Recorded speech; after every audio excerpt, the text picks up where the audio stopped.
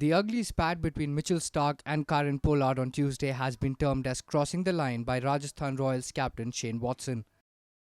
Having suffered on numerous occasions due to his on-field incidents in the past, Shane Watson has learnt his lessons, and now he is hoping Pollard and Starc also realise that crossing the line will only harm them. Everyone knows that there's a line that's there to be, and that you're not to cross it as a player.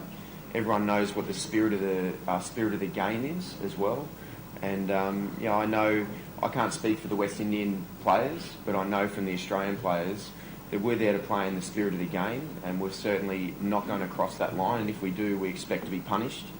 But in the end, we're just there to be able to play. We really are here to be able to promote the game of cricket and not cross over the boundaries of the spirit of the game. And we do everything we possibly can to not do that. We are always very competitive.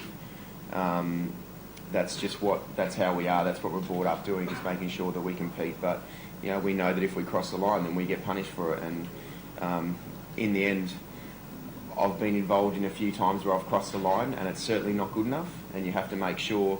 I've learned from my experiences to do whatever you can to make sure that I'm competitive, but that I don't cross the line, because it's certainly not a good thing for the game. Because people really don't want to see someone throwing their bat, for example.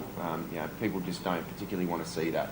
We want to see a competitive game of cricket, but we don't want to see it go over the top.